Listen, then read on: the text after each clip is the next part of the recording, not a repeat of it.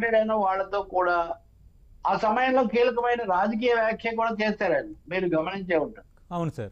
కాబట్టి అందుకని ఎవరికి మెజార్టీ రాకుండా ఉంటే చాలా బాగుంటుందని చెప్పండి. అంటే ఇండైరెక్ట్గా ఎన్డీఏకి మద్దతు ఇస్తారని ముఖ్యమంత్రి బయటపడ్డారని కొన్ని పత్రికలు కూడా రాశాయి.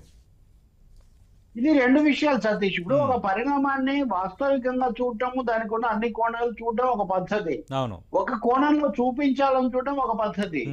ఇప్పుడు పూర్తిగా మోదీని ఎలా అయినా బ్రహ్మాండంగా ప్రతిష్ఠించాలి, విజనరీ లీడర్ మోడీ అని ఈ రెండు పార్టీలు కూడా పూర్తిగా మోస్తున్న సమయంలో అంటే ఆయన మళ్ళీ ప్రతిష్ఠించడమే మా విధానం అని.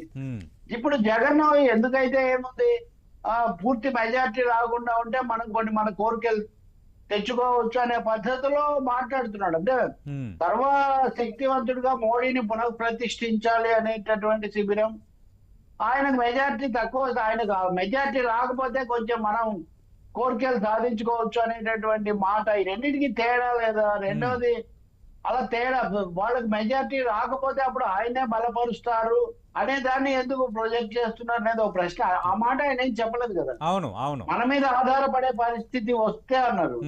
ఆధారపడే పరిస్థితి ఎవరికైనా రావచ్చు కదా. మోదీకి ఆధారపడినా కానీ అధికారంలోకి వస్తుందనే గ్యారంటీ లేదా? వేరే వాళ్ళకి అవకాశం వస్తే. కాబట్టి జగన్ చేసిన కామెంట్ ను ఓపెన్ ఎండెడ్ గా చూడాల్సి ఉంటుంది. అంటే దాన్ని ఇరువైపులా కూడా భాష్యం చెప్పుకోవడానికి వీలుగా ఉంటుంది. బట్ ఎక్కువ భాగం బీజేపీతో ఉన్నాడు, వాళ్ళని ఇప్పటికి కూడా మద్దతు ఇస్తున్నాడు కాబట్టి బీజేపీ అనుకున్నప్పటికీ ఆ మాట అయితే ఆయన శాసనసభలో కూడా చెప్పాడు. అసెంబ్లీలో ఏదో తీర్మానం అది వచ్చినప్పుడు కూడా ఈ మాట చెప్పాడు, ఎవరికి మెజార్టీ రావద్దని మనం ప్రార్థిద్దామని. నిన్న కూడా కార్మిక సంఘాలతో మాట్లాడాను. నేను ఆయన కలిసిన యూనియన్ లీడర్స్ తో, వాళ్ళతో కూడా ఆయన అదే అన్నాడు, మీరు కూడా ప్రార్థించండి ఎవరికి మెజార్టీ రాకూడదని అని అన్నారని.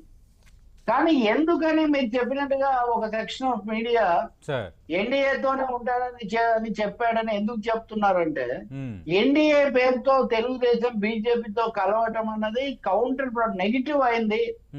మైనార్టీలను దూరం చేయడము, అలాగే రాష్ట్రానికి చేసిన అన్యాయం ఇట్లాంటివన్నీ చర్చకు వచ్చాయి. కాబట్టి ఎన్డీఏతో కలవటం టీడీపీకి నష్టం అనే చర్చ అటు జరుగుతున్నప్పుడు జగన్ కూడా అటే ఉన్నాడు అని చూపించే ఒక ప్రయత్నం చేసినట్టుగా రెండో వైపు చూడడానికి వాళ్ళు ఈ భాగాన్ని చూస్తున్నారు.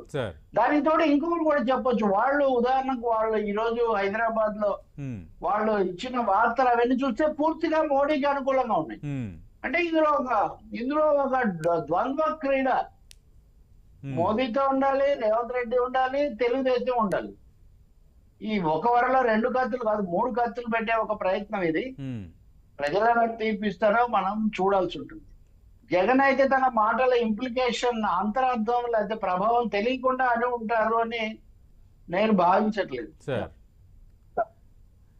అంటే రవి గారు, మనం చూసాం మీరు అన్నట్టుగా ఈ బస్సు యాత్ర ప్రారంభమైన తర్వాతే ఎన్డీఏ కూటమి, ఈ టికెట్లు, ఈ గందరగోళాలు, ఆరోపణలు, ప్రత్యారోపణలు, ఇదంతా. రెండో కీలకమైన అంశం విజయవాడలో ముఖ్యమంత్రి జగన్మోహన్ రెడ్డిపై జరిగిన రాయి దాడి. అది కొంచెం గందరగోళం అవటం, సానుభూతి కోసమే జగన్మోహన్ రెడ్డి చేయించుకున్నారని ఒక వర్గం అనటం, లేదు ఇది అనుకోకుండా జరిగిందనే అంశం రెండోది, కుట్ర కోణం ఉందని మూడోది. దీని ఇంపాక్ట్ ఎంతవరకు ఉండొచ్చు సార్?